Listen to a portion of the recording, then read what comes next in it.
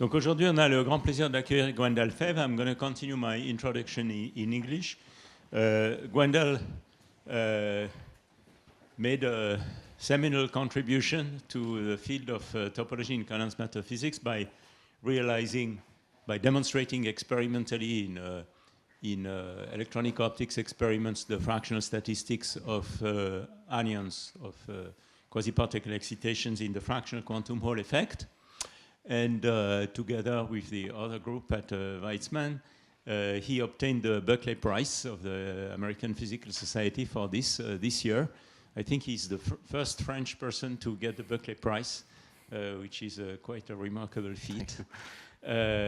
Previous to that, Gwendal did his PhD at École Normale, and he just explained to me that he had spent a year and a half at Stanford before his PhD, where he got initiated into these experimental techniques. Then he came back to ENS, and he's now a professor at Sorbonne University, I think. He also got some nice French distinctions, like the Ancel Prize, and also European ones, like NIRC Consolidator Grant. So, Gwendal, it's a pleasure to have you here, and you're going to tell us about why anyons are fractional statistics. Thanks a lot. Thanks a lot for having me here and the invitation. It's a great pleasure to be there. And thanks a lot for the nice introduction. So I'm going to discuss indeed the experiments we have performed at ENS during the past years. The idea of the experiments in general is to use some analogies between the transport of electrons in these quantum Hall conductors that you have seen during the lectures and optics, to implement some interferometry experiments. And using interferometry setup, you can measure phases, and in particular, be sensitive to the fractional statistics or the fractional exchange phase of these anyons when you push these experiments in the fractional quantum Hall regimes. And the general geometry of these experiments is the following. So we're using two-dimensional electron gases in gallium arsenide heterostructures. So these are samples that have been around now for 40 or 50 years to study this quantum Hall and fractional quantum Hall effect. And as you have seen during the lecture, so when you reach this integer or fractional quantum Hall regime, this becomes an insulator in the bulk. So in blue, this is the two-dimensional electron gas here. Here, this is the boundaries, so you etch the sample. So this is a standard insulator there. So the two-dimensional electron gas only lives in the blue region here. And as you have seen, at the boundary, the interface between this topological insulator in the quantum Hall regime and the standard insulator, you have conducting channels that I represent in red here. And the idea is that the transport of electrons is ballistic along this edge channel, so you can really guide beams of charge in a bit in analogy with how you can guide line in optics fiber, guide light in optics fiber in optics. Then a second ingredient that you need to implement these optics-like experiments is a beam splitter. And this, you can realize it using these metallic gates that are deposited on top of the electron gas.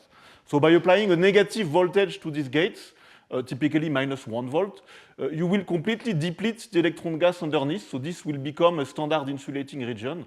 And the edge channels will follow the new boundaries of the sample that are defined electrostatically by these gates. And by doing that, you can bring these two counter-propagating channels close to each other, such that you will allow some tunneling of charge from one channel to the other. So this will partition the electronic current that are flowing along the edge. For example, here, this can go in this direction or be transmitted there. So the general picture representing these experiments is the one you can see on the right here, where one have sources of particles at the input. So here can be electron or anion sources in the example I will describe. And you have beam splitter that partition these input beams, and one measures the correlations at the end here, the correlations between the electrical currents that are flowing at the output of this splitter. And this is typically a setup of what is called two-particle interferometry in optics. And let me make a very brief reminder of interferometry, starting first from the optical case, where one would have in general single or two-particle interferometers, the most simplest geometry being that one, where, so in optics, you would have a light source at the input of this Mach-Zehnder interferometer. You measure the light intensity at the output, and this comes from two interfering trajectories, the bottom one and the top one here, that are usually delayed by a controllable time delay tau. And the quantity that you probe in this interference between these two trajectories is actually the correlation of the field that is time shifted by this time tau here that corresponds to the time delay between the upper and the lower trajectory. So really, one important message in the rest of the talk, in particular for probing anyons, is the fact that what you measure are correlations of these fields at two different times, and this is how you will extract information on the anyon statistics at the end. So we are not using this single particle interferometry, and I will speak about it at the end of this presentation. We are more using two particle interferometry. Here, the geometry is simpler. There is a single splitter with two sources of particles at the input, but the measurement is more complex. You need to measure the correlations now between the two intensities at two different times, t and t minus tau. And the idea is that in this correlation, there is also an interference between two possible trajectories that I represent here, and that comes from the fact that you don't know if the particle you detect at time t minus t in 3 comes from input 1, that would be this orange trajectory, where 1 goes to 3 and 2 goes to 4, or if the particle detected in 3 comes from input 2. And you have an interference between this green trajectory, where you have actually exchanged the two sources that are connected to the two outputs. And if you compute this interference term between these two different trajectories, it looks very similar to this one. You have now, again, the correlations of the field at these two different times, but product for input 1 and for input 2, and this is a signature of this two-particle interferometry, where the two inputs play a role in this two-particle interferometer setup. One celebrated experiment illustrating this two-particle interference scheme is the Hongou-Mandel experiment in optics, where one plugs two sources of single photons at input 1 and 2, with the possibility to tune the time delay between the arrival of the photons at this splitter here. And when you have a very large time delay, so that would be this side here, then you have random partitionings of the photons at the splitter. So sometimes you have two photons in one input, sometimes two in the other, and sometimes one in each. And this occurs randomly. And that sets for the noise. And now I'm going to introduce the language of electronics. So for this current correlation between output 3 and 4, which is basically the intensity correlation integrated on the time difference tau, so these are the cross correlation, you get this classical value that takes the value -1. So the minus sign comes from the fact that you measure cross correlation, and I will come back to that in a few slides. But this limit is random partitioning of photons at the splitter. But when you synchronize the two photons to arrive together on the splitter, you observe this strong negative cross correlation there, and that comes from the fact now that due to the bosonic statistic of photons and these two-particle interferometry showing up, you always have two photons in this output or two photons in the other output. And this is an excess of particle in this output corresponding to a deficit of particle in the other one. So this gives rise to strong negative cross-correlation. So accumulation of particles bunching is seen as negative cross-correlation in these experiments. Yep. Yeah. Yes. So you said I3, I4. I is the product of two fields. Right? Yep, exactly. And, okay. So a priori, I would have thought this is a correlator of four fields. Yeah. And why does it split like this? Yeah. Okay. So the four fields are there. Yes. Yes. And the point is that you assume here that there are no correlations between the two sources at the input. So that's an important point. But in the next slide, No, that there are still no correlation between. Yeah, so the way to have correlation between the two inputs would be to have a single source that you would split in two and recombine there. If these two guys originate from the same source, then you would not be able to insert these brackets there. But here it's still two different sources of photons. You have to engineer them to emit photons as indistinguishable as possible, but they are still uncorrelated, separated sources. Yeah, exactly. Thanks. So this is the optics version of this two-particle interferometry setup. And now, as you have seen during the lectures, this integer and fractional quantum Rolle regime allow you to really implement analogs of these experiments. So again, I will not repeat, but this is the celebrated integer quantum Rolle trace, where you have here, for integer filling factor, the longitudinal resistance that drops, which means that this becomes typically insulating, and you have ballistic transport at the edge. So you can guide these electron beams. And then the next ingredient is again this, what we call this quantum point contact, so these gates that you put here. And here I'm showing you typical traces that we measure. When one measures the conductance, so you apply a DC bias voltage, so you bias this channel here. So current flows there ballistically to this output. So first, if you do not energize this gate, the conductance takes the quantized value 2 is squared over h. So this is nu equal to, you have 2 of these edge channels carrying the charge there. And when you start applying a negative gate voltage, then you will selectively backscatter this edge channel from here to here. So the conductance drops to 1 is squared over h when only one edge channel is transferred, and to 0, where basically here this becomes insulating and both these channels are reflected. And the idea is to tune this gate voltage, for example, at this point here, where you have typically a 50% probability to be transmitted there or to be back reflected there, which gives you this tunable beam splitter now for electronic excitations in the integer quantum regime, as opposed to the photonic case that we saw before. And the first of these experiments really probing these analogies with optics, they have been called electron Hamburg-Brown and twist type experiments, where again in this, so this is the experiments done in the group of Christian Schönenberger in the late 90s. So a similar experiment was performed in the group of Yoshi Yamamoto in Stanford, where I discovered these techniques. You again apply this DC voltage to this edge channel, and you measure the cross correlation between the output beams there.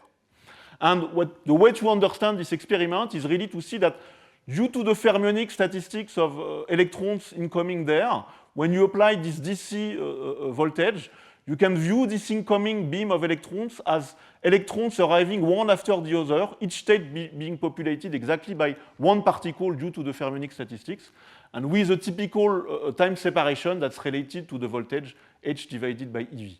And each of these electrons will be selectively either transmitted, back reflected there, or transmitted there. And as a result, you have really a binomial process to compute the fluctuations of particles at the output with this T1 minus T binomial law times the number of electrons that are incoming in the input. So this is the fluctuations of number of particles.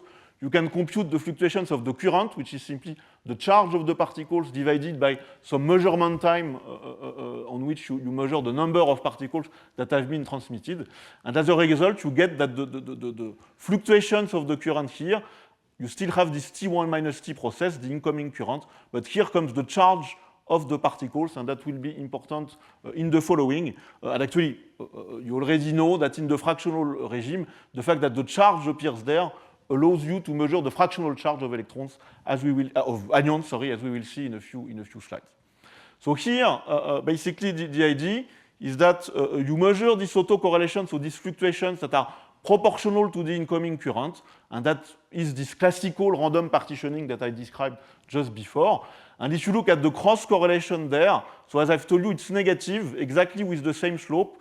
And the way you can view that is that for each time there is one electron that has been reflected here, there is a missing electron there, so you have perfectly negative correlation between the two output beams. So this is why you have this cross correlation, where if you define this Fano factor, so the normalization of this cross correlation by this random fluctuation, it takes this value -1. So characteristic of this classical binomial process at the beam splitter. So now what we did after these experiments, sometime after, typically 10 years after, is still in this integer quantum Hall regime to try to implement now really the analog of these Rongout-Mendel type experiments by engineering these single electron sources. So these are quantum dots, so small islands of two-dimensional electron gas.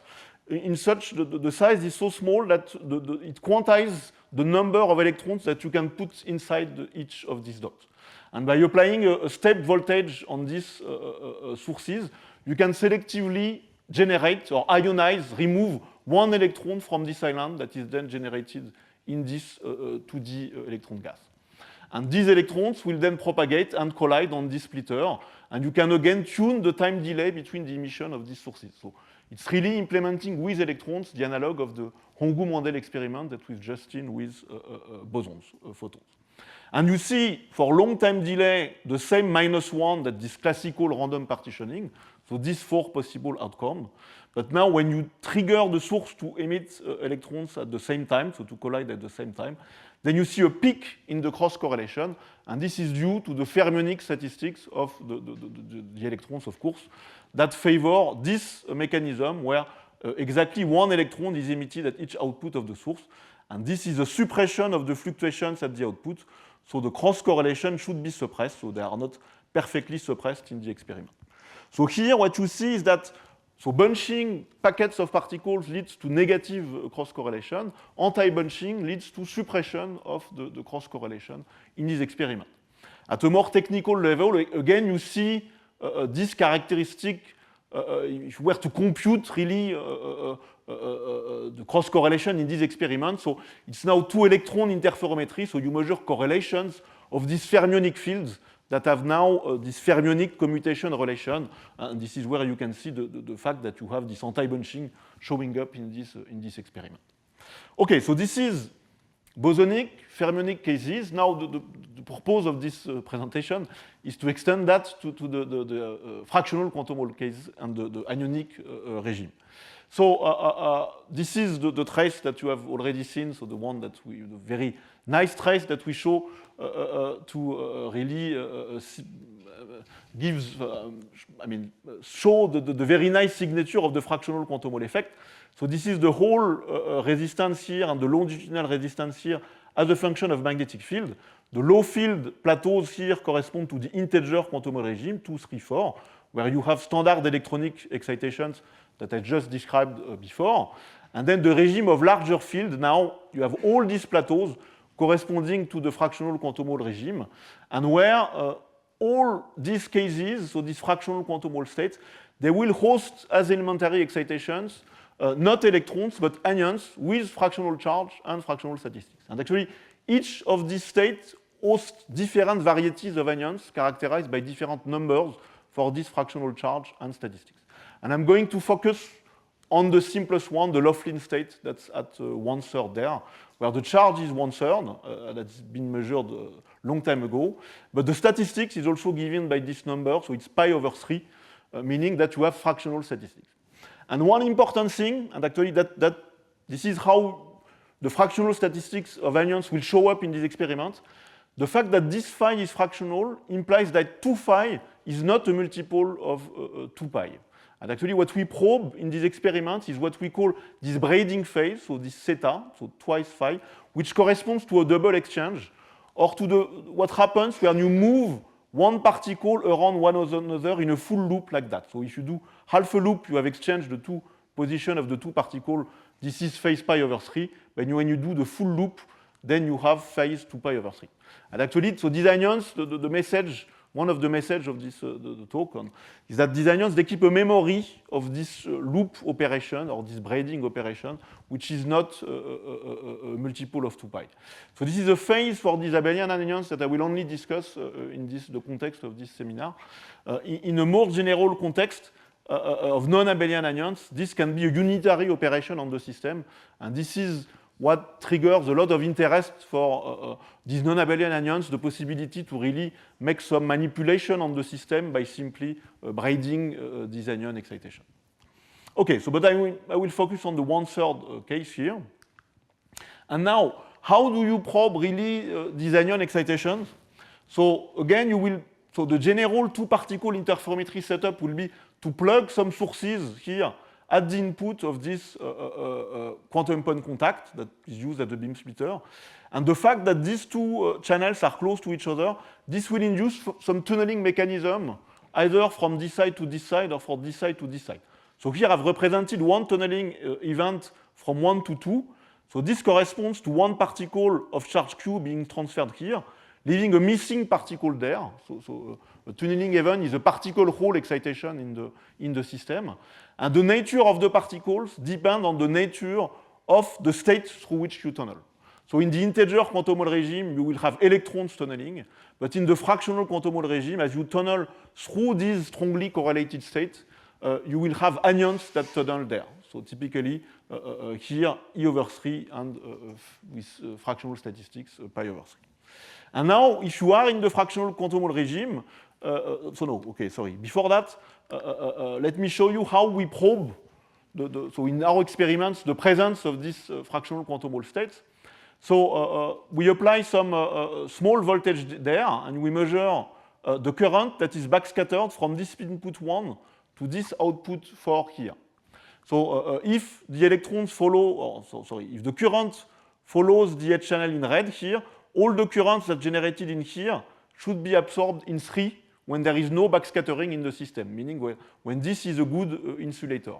So when you sweep the field here, what you see is that this backscattering probability from 1 to 4, it's suppressed anytime you see an integer state or these fractional states, and in particular, this state 1/3. So that shows you that here you have indeed the presence of your fractional or integer states here in the bulk. Now, if you sit, for example, at filling factor 3 here, and you start using this gate to put these channels in close proximity, then you will start to partition the current that's incoming there and generate some noise at the output. So that's what's represented here. This is the noise at the output at filling factor 3, so autocorrelation and cross-correlation as a function of the incoming current. And this slope here tells you that indeed you have electrons that are transmitted at this quantum point contact when you partition the incoming current in the integer case. And you do, so this was here for filling factor 3, you do the same in the same sample for filling factor 1/3, and now you see that this slope is reduced by a factor 3, showing that now you have indeed anions that are tunneling at this quantum point contact. So this is exactly the analog to the experiments that Antoine has shown you in the previous lecture. So this pioneer experiment performed at the Weizmann Institute and in CEA-SAC by Christian Glatli and Motihari Bloom, where really this demonstrated, so this slope 1/3 demonstrated the existence of the anions as the elementary excitations in this fractional quantum Hall regime. So that's for the fractional case. So now we to assess the presence of anions in the conductor and to probe their fractional charge. Now, how to probe the statistics? So the idea would be to use again this type of two-particle interferometry experiments where one would plug two sources of anions excitation at the input of a beam splitter, a little bit in the same spirit as what was done for two-photon interferometry or two-electron interferometry. The problem is that we don't know how to emit exactly a single anion with unit probability in the conductor yet. We know in principle how one could do it, but it's not been implemented as a tool that you can really plug in this experiment, a single anion source that would trigger single anion emission in the conductor. So the idea of the Rosno, Levkisky, and Alperin in this very important paper was to propose a way to realize these two anion interferometry experiments, but replacing deterministic sources of particles by stochastic sources of particles. And as you will see, it shows up that even with stochastic sources, you can still find some signatures or probe some signatures of the anion statistics in this experiment. So the idea is to use the same spirit as this. So when you plug a DC source at the input of these point contacts there, you know that there will be some random generation of anion excitation from this channel to this one. And if this transparency is small, you even know the statistics of these events is going to implement a Poissonian source of anions in the system. So the idea is to engineer with this input quantum point contact tuned by this DC voltage a Poissonian source of anions, that is going to be emitted here and propagate towards this beam splitter there, and to do the same in this other input, where here a Poissonian stream of anions is going to be generated by tunneling events at this second input quantum point contact. So this is schematically represented here. So these sources here randomly emit anion excitation that are then partitioned by this beam splitter. And we are again going to measure the cross correlation normalized by this classical random partitioning limits to define this Fano factor P. So let me directly show you the results. And first, we benchmark the operation of this two-particle interferometer, again, in the integer case, where we know that electron excitations are going to be emitted by these input sources, these stochastic input sources. And this is what we measure as the cross correlation at the output as a function of here, the transmission probabilities or the emission probability for these sources, which is something that we can tune by simply playing on the voltage we apply on this point contact at the input. So here, the message is that whatever the emission probability that we choose there, we always observe the same type of behavior. So these are the cross correlation at the output as a function of the input electron current that we drive at the input of this splitter here. So the sum of these two currents, I1 plus I2 here.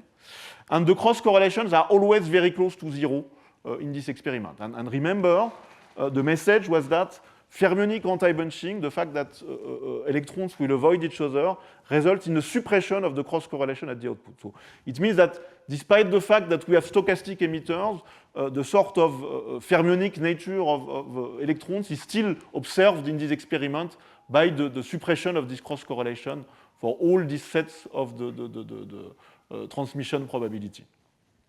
So this is for filling factor 2. You can do it for filling factor 3. It's been done in other experiments, for example, in the group of Frédéric Pierre and Anantor at C2N, where consistently everybody sees that in the electron case, you observe suppression of cross correlation that's related to fermionic anti-bunching. And now, again, what's nice is that you simply go to higher values of the field with the same geometry and same sample, and you again measure this cross correlation, but in the fractional case 1/3, with now here, and that's important, a very small, so deep in the Poissonian case, where the probability that anions are emitted at the input is very, very small. Yeah. How can we know for sure that what we observe in the fermionic case is anti-bunching and not Coulombian repulsion between the electrons coming in the two different channels? Yeah, so that's a good question. So, there are several answers to that. The first one is that if you go back to the triggered case that I mentioned at the beginning, where you really have ways to selectively emit one electron in each input, this is done by ionizing these electron sources. You can actually do the reverse process where this source will absorb one electron that is emitted from the input. And you have ways to actually engineer collision between electron and hole type excitations that are incoming on the splitter. And then you should see, if this physics is driven by interaction, you should see now the attraction between the electron and the hole. And there you see basically no effect, random partitioning, which means that this Coulomb interaction do not play a role there. There is another important thing that actually in this limit, and I will come back to that because it's important, this is a very peculiar limit that you can probe both in the electron case or the anion case, where the emission probability is very small. So you are in the very dilute, extremely dilute limit, where actually the interpretation of this experiment in terms of collision, two particles being present, is not valid because the probability that you have two particles present in the system is the square of that. And that should become very, very small in this very dilute limit. So even more in this limit can you neglect these two particle Coulombic repulsion effect. Yeah. So indeed, so that brings me to the fact that this is now in a very diluted limit where one should disregard the possibility to have two anions emitted at the two inputs of the system, one by source 1 and one by source 2. However, what we observe is now this very strong negative correlation. So qualitatively, there is a clear signature that you have a distinct behavior in the anion case compared to the electron case. And again, if you remember what I said at the beginning, so negative correlation means formation of packets of particles. So you tend to accumulate some excess charge in a given output and the deficit of charge in the other output. And this would lead to negative correlation in the system. So somehow we have such formation of packets of charge. However, coming back to the previous question, it cannot be interpreted in the same way as in the bosonic case, where this would result from one anion being emitted at input 1, bunching with another anion being emitted at input 2, because these processes, they go like Ts squared, and this very dilute limit, in principle, they should be excluded.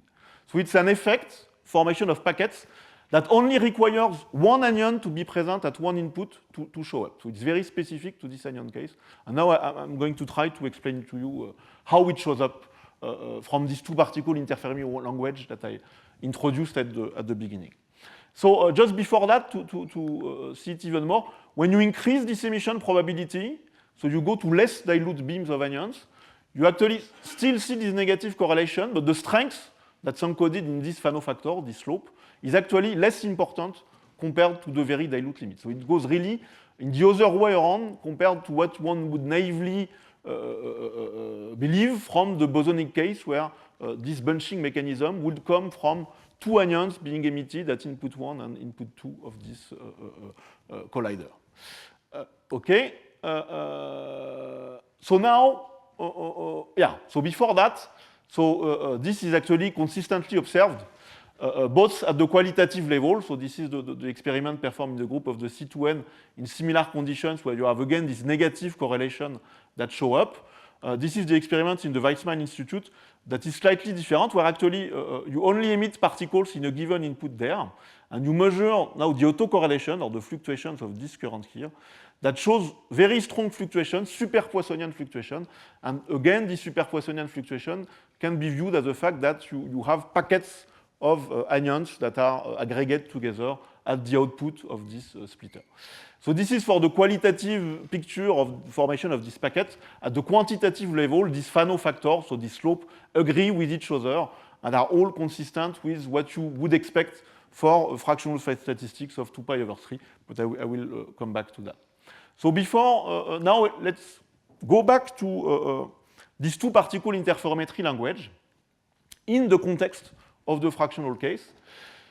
So these two particle interferometry experiments, again, the general geometry is you have a partitioner, so that's this point contact there, and you have in general two sources of particles that are plugged at the input of this partitioner. And what I will introduce, so it's more convenient in this fractional case, are these rates, so these tunneling rates, again describing this tunnel process from 1 to 2, so this I call gamma plus, so creating a particle there and a hole there, and the reverse process, gamma minus, creating a particle there and a hole there. And the reason why you introduce these rates is because they are directly related to the measurement that you can perform, so the observables that you can measure. The tunneling current there, that's clearly the difference between these two rates that drive particles in opposite direction. And the fluctuations, so the noise of these tunneling currents, that are related to the square of the fluctuations of the current. So this is how you can understand that now, for the noise, you actually sum these two rates in these two different directions to get the noise. So now we introduce these rates specifically in this language of the fractional quantum Hall regime, let's say. But if you look at the expression of these rates, which is actually in general a bit complex to compute, but if you just look at it, you recover this generic two particle interferometry setup or expression. So these rates that you can view, you can understand that the noise here, that would be the sum of these two rates, it's again the correlations of these fields at two different times, product for source 1 and product for source 2. And you can understand it from this general picture being again a generic two-particle interferometry experiment. But now it involves anion being exchanged between the two outputs. So it means that you are measuring the correlation now between these anion fields that have these peculiar exchange properties, so this anionic commutation relation that will show up in these experiments. So how can you see it? So let's compute it first in a very simple case. So let's compute this correlation there in the case where I do not plug any source at the input. So the two inputs are at equilibrium, which means that I have the ground state here, there and there. I'm not sending anything. But even in the ground state, these correlations are non-zero. So technically, they are described by the chiral-Littinger liquid theory here, which is the fact that you have a strongly correlated channels there that have some correlation that are present even at equilibrium. And you can view that as also some fluctuations. So there are some quantum fluctuations of particles that are exchanged at this splitter, even at equilibrium in the system. And now, what happens when you plug a source? So let's assume that just to compute it, we are able to actually generate one anion excitations that will cross the quantum point contact, so this splitter, at a given time t0. And I choose this time t0 to be precisely between the time t and t minus tau that are the correlations of these two fields. So now, these vacuum or equilibrium correlation, they are going to be dressed by the presence of this additional anion excitation that cross the QPC at this time t0. And you can compute these correlations and view it actually as the overlap. So if I split this correlation in two, you can view it as the overlap between this state here in orange and this state here in green. So these are the two states that will interfere with each other. So here, in this state, you can view this blue anion here. This is actually the creation of the anion that is transferred from 2 to 1 at time t minus tau. And this one is the anion that is emitted by the source that crosses the QPC at time t0. And here, as t0 is larger than time t minus tau, first the blue anion tunnels there, and then the red anion crosses the QPC at time t0. And you measure the overlap of this quantity between this guy, where now it's the other way around because time t0 is smaller than t. So now first the red anion crosses the QPC, and then the blue anion is transferred from channel 2 to channel 1. So this interference process involves actually tunneling events where you have exchanged the relative position of the anion that tunnels from 2 to 1 and the one that's emitted by the source there. And if you compute the relative phase carefully between these two events, it's actually, it corresponds to a double exchange, so it's actually the braiding phase between the blue anion and the red anion that should equal phase 2 pi over 3 in the fractional quantum Hall effect. So here in this two-particle interferometry, the fact that you measure correlations at two different times allows you to actually probe the statistics of anions from the fact that the anions that you emit from the source, they can cross the QPC before or after anions are transferred from channel 2 to channel 1, and you are sensitive to the relative phase between these different processes. So now, so this is where you exactly emit one anion at time t0 crossing the QPC. So the more generic expression so involves here the equilibrium correlation that are present in the system. So I will not have time, I will not describe it, I will not have time, but in these experiments you can actually probe this correlation, and it's interesting because it's a way to probe this strongly correlated system. So this correlation actually decay on long times, and that's some feature that's related to the chiral-Luttinger liquid, so the fact that you have a strongly correlated system in the system. So that's probing this correlation is also a way to probe fractional quantum Hall state, but I will not insist too much on that. This here is the most interesting term. So these are the braiding mechanism related to the particles that you emit from the source and the one that tunnel there. And this here depends on the nature of the source, so it's the number of particles that are generated by the source. I discussed previously the ideal case where one would be able to emit anions precisely at a given time. In the experiment, this is actually a stochastic variable, so this fluctuates randomly, but you know that this is governed by Poissonian statistics in the system. So you can compute this average braiding phase factor in the case of Poissonian emission.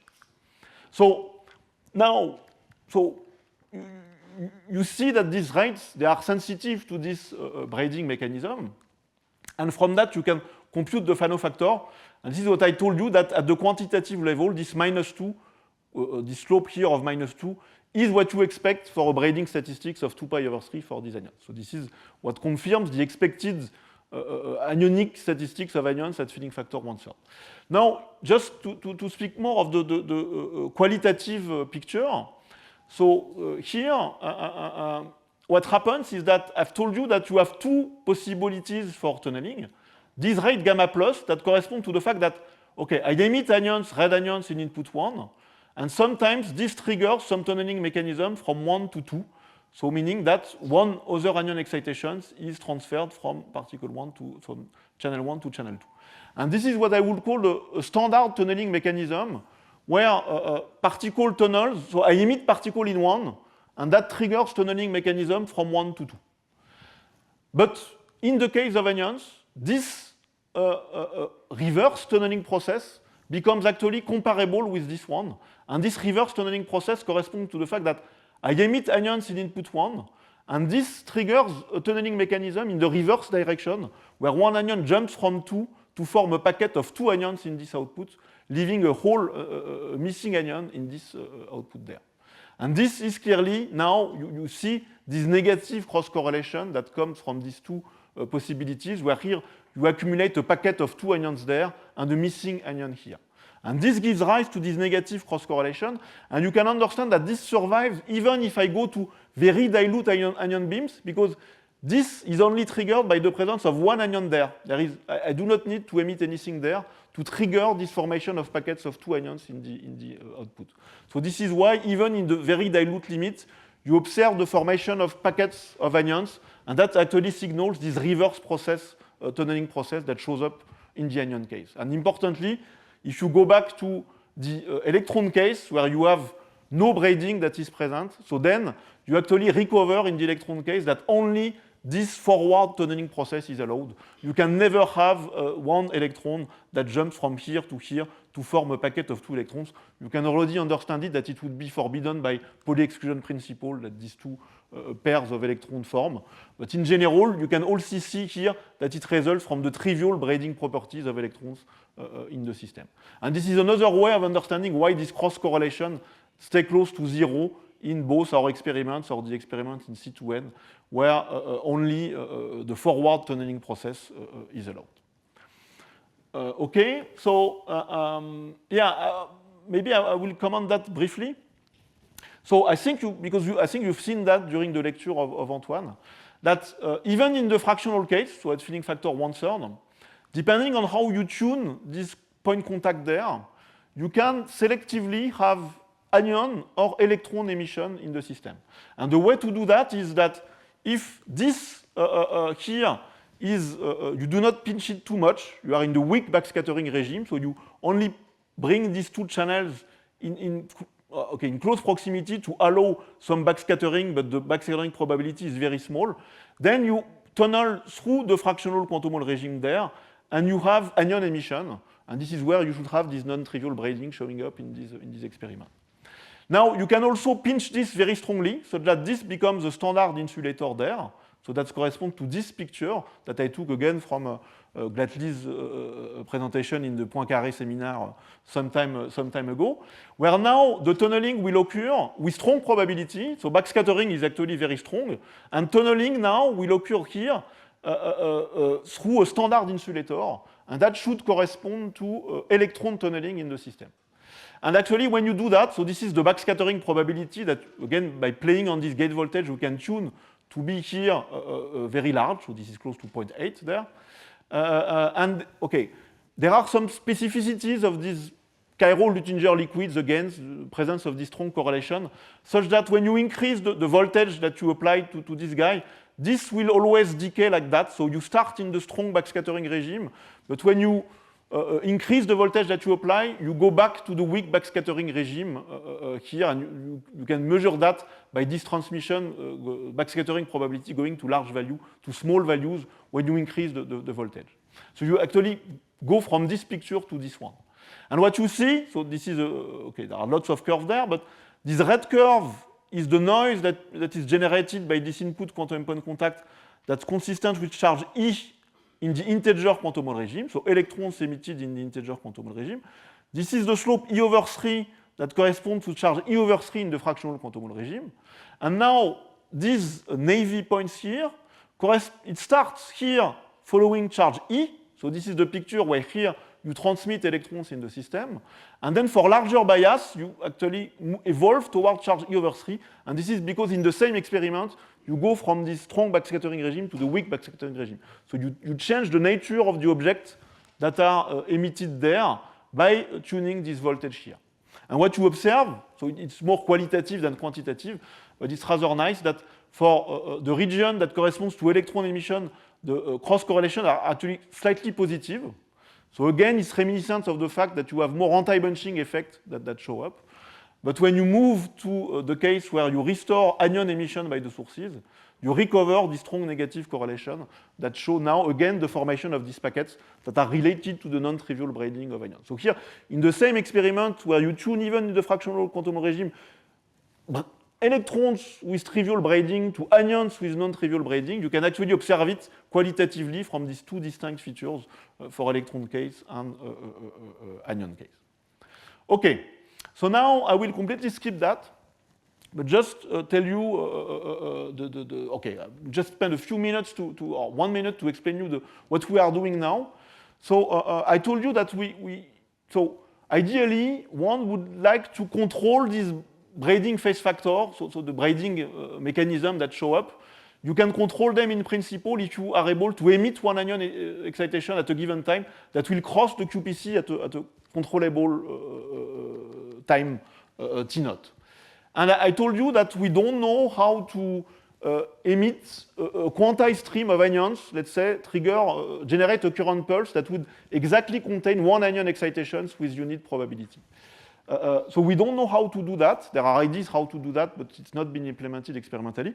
What we know how to do is how to mimic this process, to generate something at the edge that is very close to the genuine emission of one anion excitation in the system. And one anion excitation in the system, you can get it from one tunneling event, as represented here, that would basically shift the density of charge at the edge by exactly a charge E over 3 that will be localized in time. What you can do is apply a pulse to shape the edge density here by applying a voltage pulse that has a very short temporal width, which is a few tens of picoseconds, and which you control the amplitude such that the charge contained by this pulse would be exactly E over 3. And of course, it's not quantized, so it's going to be E over 3 plus or minus epsilon. But at the end, it will emulate or have exactly similar properties as a genuine anion excitation that would be emitted in the system. And this is a way to study this braiding effect in these experiments in time domain by generating pulses that contain exactly one anion excitation, but you can also generate pulses that contain 3 anion excitations, which in the fractional case would be the electron case. So you can compare situations where braiding would be present for anion excitations to braiding being absent by emitting anion-like pulse or electron-like pulse. And we actually use these Rangou-Mendel experiments to probe now the dynamics of charge transfer at this quantum point contact. And what we observe is that this braiding effect, they lead to some memory in the system such that tunneling occurs on longer time scale when you have anion excitations compared to the electron case. And this reflects the width of the tunneling current in the system that is short in the electron case and that can be twice larger in the anion case. So I will not enter into the details, but just to show you that when you basically generate anion-type excitations at the input of some tunnel coupler or some scatterer of anion excitations, this braiding mechanism, they can show up as memory effects such that the dynamics of current tunneling from one edge to the other can be much longer when these braiding effects are present, and are actually now related not to the width of the pulses that you send, but more to the time correlations that are present at the edge that are necessary to erase this correlation in the system. So this actually is governed by temperature and what we call the scaling dimension that governs the correlation at the edge. So it's another way to probe both fractional statistics of ions, but also the specific temporal correlation that exists in this chiral Oettinger liquid. So, okay, this is, I'm sorry, this is really going very fast for this, but just to let you know that this is a very rich physics that shows up when you study the scattering of these anion excitations at these point contacts, and when you do it in these time-resolved experiments where you can really generate pulses at the input.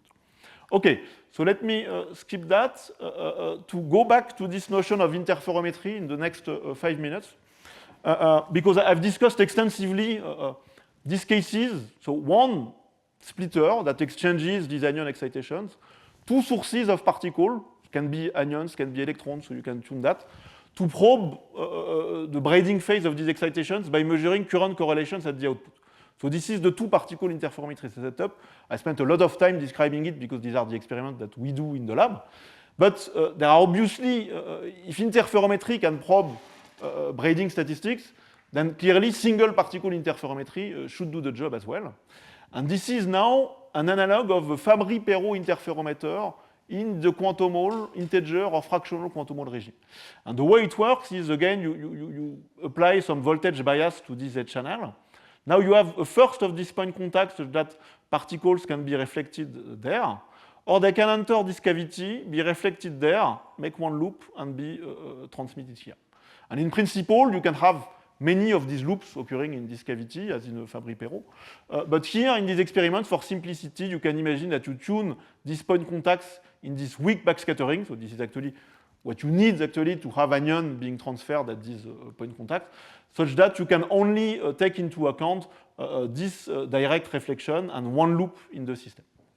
So when you do that, the first thing that you probe, in the presence of the magnetic field, the phase that you will accumulate here is the Aharonov-Bohm phase, as been discussed in the lectures, that depends on the total magnetic flux divided by the number of flux quantum that you accumulate there.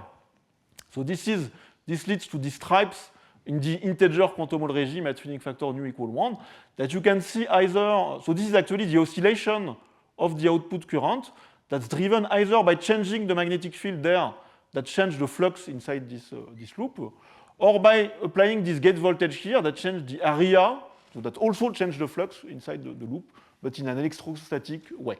And this, by controlling these two knobs, you see this interference pattern for the output current. Now, if you move, so this was done in the group of Mike Manfra in the US. If you move this to the fractional case, and it's actually very hard to make these experiments in the fractional case, then you see that the periodicity of these stripes in magnetic field is modified. And this is because now the particles that are interfering, they have charge E over 3 and not charge E. So the Aharonov-Bohm phase that you accumulate, it probes the charge of the particle. So it's actually another way for measuring the fractional charge of these anions in this experiment. Now, what happens is that in addition, when you change the magnetic field, sometimes some anion excitation should appear in the bulk of the system, and this should lead to an additional phase that you pick up due to the fact that in addition to the Aharonov-Bohm phase, now you also move one anion around one another, so you should accumulate this braiding phase theta that's related now to the braiding properties of these anions. And actually, this was what people tried to realize for decades, and what was extremely hard to do, due to the fact that this is a closed geometry. So without going into the details, our geometry of two-particle interferometry is open, such that you never trap particles in a small box. Here, this is the case. You trap these particles.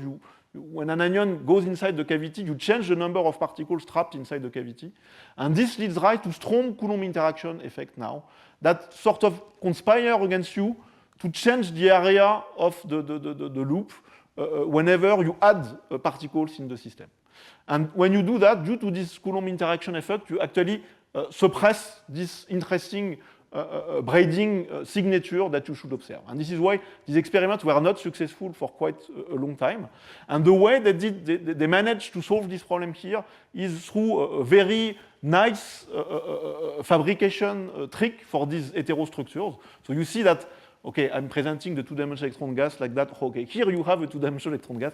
Actually, it results for a lot of engineering and a lot of know-how for fabricating these heterostructures, where you have all these different layers that are grown atomic layer by atomic layer. And here, in that case, they actually have 3 two-dimensional electron gases. The one in the center is the one on which you perform the experiments, and the 2 ones here are used to screen efficiently the Coulomb interaction in the system. It's like the system is enclosed in a box of 2 screening layers that will resolve, that will basically screen this problem of Coulomb interaction I was mentioning before. And this is how they managed to observe these jumps here in the phase there, which value agrees with the 2 pi over 3 that we also measure in the 2 particle interferometry experiments. And you only observe this jump when this Coulomb interaction has been efficiently screened. So now, as we've seen, there are very nice experiments. So this was done in gallium arsenide. Now this is also done in graphene, where it's much easier to put gates due to the really 2D nature, intrinsic 2D nature of graphene. It's even much more easier to put metallic gates in close proximity, such as to screen this interaction and observe again the similar features in graphene. So that brings me to the conclusion. So the idea, really the idea is that you have ballistic transport in integer or fractional quantum Hall regime. You have point contacts that allow to implement partitioner or scatterers of particles. And with that, combining that, you can do interferometry. Fabry-Perot, Ramberry-Brown twist, pick your favorite interferometer. It's probably been realized in these electronic analogs. Now, lots of it has been done in the integer case in electronics to basically show up, to exhibit the wave nature of particles in this conductor, the fact that you have interferometry that governs the conductance of these systems. So that's one thing that's really strongly analogous to optics. But I think it becomes even more interesting when you go to the possibility of these conductors to have very strong interaction between the particles, and now use these interferometers as a way to probe these emerging excitation that exist in the 2D systems that are designed. And 2 particle interferometry or single particle interferometry, now in single work, gallium arsenide, graphene, show consistent results for this statistic 2 pi over 3 at the filling factor 1/3. So you can also probe the dynamics, so this I really said only a few words, the dynamics of this ion excitation from these experiments, and actually it's also sensitive to these braiding, effects.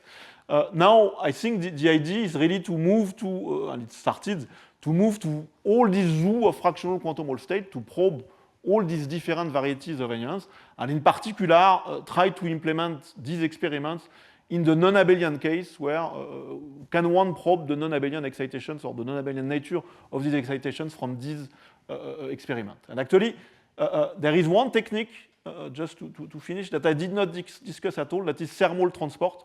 So in these systems, you have, I mostly discussed charge excitations, but you also have neutral excitation that do not carry charge, but that carry only energy, and that you can probe from this thermal transport that have been pioneered in the group of Frédéric Pierre, that François Parmentier is doing on graphene at INS, and that have provided the first signature, I think, of non-abelian physics for this filling factor 5-Rolf in the group of Mottier and Blum in the Weizmann Institute for Science. And just to show you that there are many, many people involved, many of them in the audience, actually. First, so the people in the group at LPNS, so Gerbeau and François, who joined us recently, Jean-Marc.